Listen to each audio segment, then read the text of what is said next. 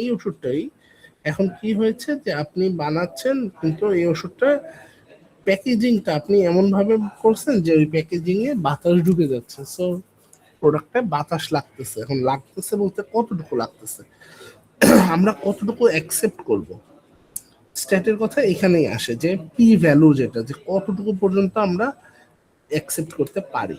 অনেক ওষুধের ক্ষেত্রে রিসার্চে দেখা যায় যে ওইটা পি ভ্যালু 0.01 অ্যাকসেপ্ট করা হয়, অনেক ক্ষেত্রে সেটাও অ্যাকসেপ্ট করে না, আবার অনেক ক্ষেত্রে 0.5ও অ্যাকসেপ্ট করে ফেলতেছে। অর্থাৎ ওষুধটা 95% কাজ করে এই কথাটা বললে এটাও অনেক জায়গায় অ্যাকসেপ্টেড হয়ে যাবে।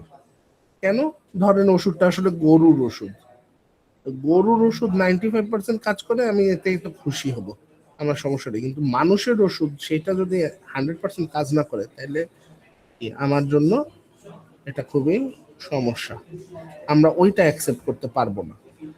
এই বিষয়টাও কাজ করে যে কোন পারপাসের ওষুধ কে ইউজ করবে, সেটাও আসলে ম্যাটার করে যে আপনাকে কিভাবে ওইটাকে কিভাবে ডিল করতে হবে।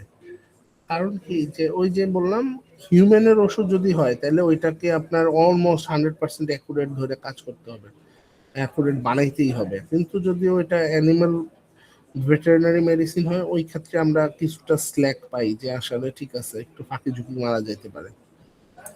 ফাঁকি ঝুঁকি মানে কিন্তু এই না যে আসলে আপনি ওষুধ বইলা ওষুধের জায়গায় পুরা আটা দিয়ে দিচ্ছেন, তেল দিয়েই ওষুধ বানাই ফেলছেন, ব্যাপারটা এরকম না। হ্যাঁ, কিন্তু ফাঁকি ঝুঁকি মানে কি, যে হয়তো ওর কোয়ালিটি কন্ট্রোলে আপনি একটু কম খরচ করতে পারেন, যেই কোয়ালিটি আপনার হিউম্যান মেডিসিনের জন্য এনশিওর করতে হয় তার চেয়ে অনেক কম প্রেশার থাকে ওই ভেটেরিনারি মেডিসিনের ম্যানেজমেন্টে।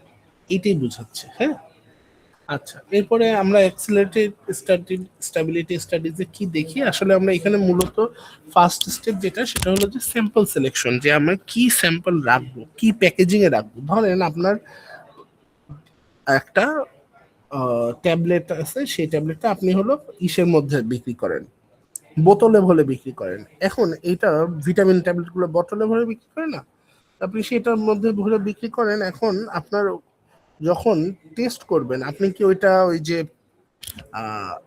অ্যালু অ্যালু বা অ্যালু পিভিসি স্ট্রিপের মধ্যে ভৈরা রাইখা টেস্ট করলে এই ডাটা কি আসলে কোনো কাজে লাগবে? এটা কিন্তু কোনো কাজেই লাগবে না। তো প্যাকেজিং একটা খুবই ইম্পর্টেন্ট ফ্যাক্টর, যে আমি কোথায় প্যাকেজিং করতেছি। ধরেন যেই প্রোডাক্টটা ফ্রিজের মধ্যে রাখা হয় প্যাকেজিং এ, সেইটার প্যাকেজিং আর যেটা বাইরে খোলা জায়গায় রাখা যায় সেটার প্যাকেজিং কি একই হবে?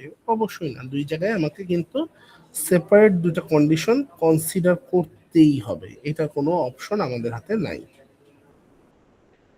আচ্ছা, আবার এভাবে যদি আমরা চিন্তা করি যে স্টোরেজ কন্ডিশন, অর্থাৎ আমি কি রকম স্টোরেজে প্রোডাক্টটা রাখবো, অর্থাৎ দিন শেষে আমার প্রোডাক্টটা আসলে কোথায় থাকবে। কোথায় থাকবে এর কথা কেন বলছি, যে এমন হতে পারে যে আপনি আসলে প্রোডাক্টটা লাস্ট ফার্মায় সেল করেন, শুধু লাস্ট ফার্মায়, তাহলে সেই প্রোডাক্টের জন্য সিচুয়েশন কিন্তু একরকম। আর একটা প্রোডাক্ট যেটা জেনারেল মার্কেটে সেল করা হয়, সেটার জন্য সিচুয়েশন কিন্তু পুরোপুরি আলাদা। দুইটা কি একইভাবে কনসিডারেবল? না।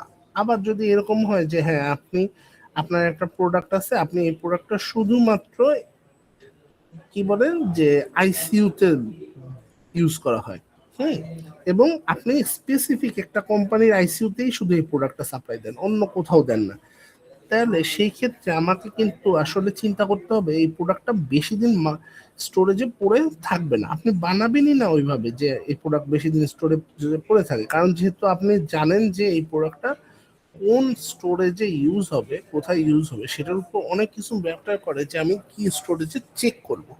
সাধারণত আমরা যদি বলি দোকানে ইউজ হবে, দোকানে থাকবে একটা প্রোডাক্ট, সেটার কোয়ালিটি কন্ট্রোল বা সেটার স্টেবিলিটি স্টাডি, সেক্ষেত্রে আমরা কি করি, সর্বোচ্চ 40 ডিগ্রি সেলসিয়াস এবং 75% আরএইচ কে আমরা স্ট্যান্ডার্ড ধরে কাজ করি।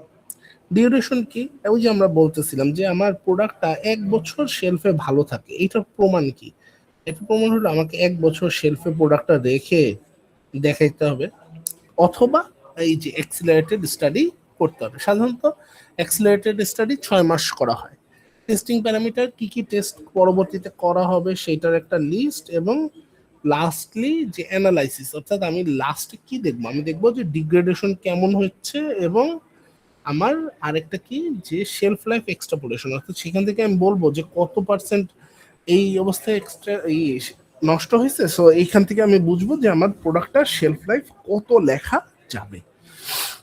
এখানে আবার রেগুলেটরি কিছু ফ্রেমওয়ার্ক আছে, অর্থাৎ আইসিএইচ গাইডলাইন, যেটা সেই গাইডলাইন গুলোতে বলা আছে যে আইসিএইচ Q1A Q1E এগুলোতে বলা আছে যে কিভাবে আমি এই অ্যাক্সিলারেটেড স্টেবিলিটি স্টাডিজটা করব।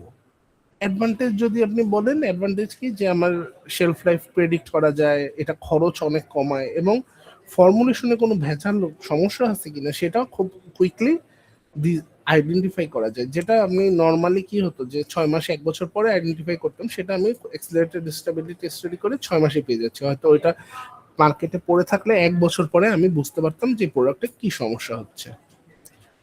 আর লিমিটেশন কি যে আমার একেবারে 100% রিয়েল টাইম ডিগ্রেডেশন ডাটা দিতে পারে না, অনেক ক্ষেত্রে শেলফ লাইফের ওভার এস্টিমেশন বা আন্ডার এস্টিমেশন হয়ে যায়, এবং এই জন্য কি আমাকে রিয়েল টাইম ভ্যালিডেশন লাগে, অর্থাৎ আমি যেটা প্রেডিক্ট করছি যে এই প্রোডাক্টটা মার্কেটে 2 বছর থাকবে, আসলেই আমাকে মার্কেট কন্ডিশনে একটা প্রোডাক্ট 2 বছর রেখে ওই ডাটাটা ভ্যালিডেট করে নিতে হবে। একটা কেস স্টাডি যদি দেখি যে একটা ট্যাবলেট ফর্মুলেশন, এটাকে 75% RH মানে রিলেটিভ হিউমিডিটি, অর্থাৎ 75% রিলেটিভ হিউমিডিটি এবং 40°C তাপমাত্রায় আমরা 6 মাসের জন্য রেখে দিছি। 6 মাস পরে আমরা যখন বের করে টেস্ট করলাম, তখন আমরা কি দেখলাম যে এপিআই এর 5% ডিগ্রেড হয়ে গেছে, কিন্তু কোনো ফিজিক্যাল চেঞ্জ আসে নাই। এরকম ডাটা যদি আমরা দেখতে পাই, সেখান থেকে আমরা বলতে পারি যে আচ্ছা তাহলে এই প্রোডাক্টটা 24 মাস 25°C রাখা যাবে, অর্থাৎ আমাদের বাংলাদেশের যে নর্মাল কন্ডিশন 25°C ধরা হয়, সেই 25°C এই ট্যাবলেটটাকে 24 মাসও যদি ওর শেলফ লাইফ পড়ে থাকে, প্রোডাক্ট ইউজেবল থাকবে। খেয়াল করে দেখেন যে এখানে স্পেসিফিক যে প্রোডাক্টটার কথা বলা হচ্ছে সেটার এপিআই কিন্তু 5% ডিগ্রেড করছে। লাইফ সেভিং ড্রাগের ক্ষেত্রে এই 5% ডিগ্রেড করলেও সেই প্রোডাক্ট আর অ্যাকসেপ্ট করা হবে না।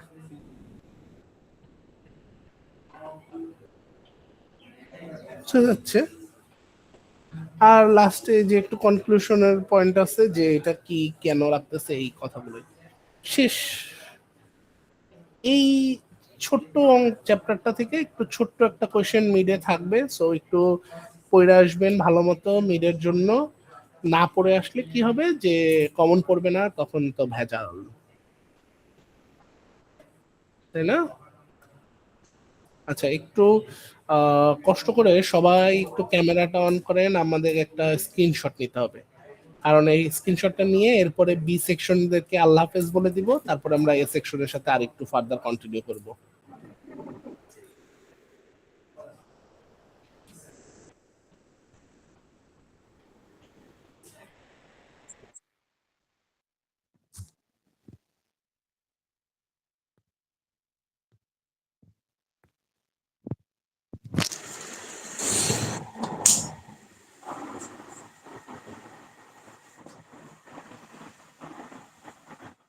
বাকিরাও একটু কুইকলি আপনাদের ক্যামেরাগুলো অন করেন, আমরা একটা স্ক্রিনশট নিব।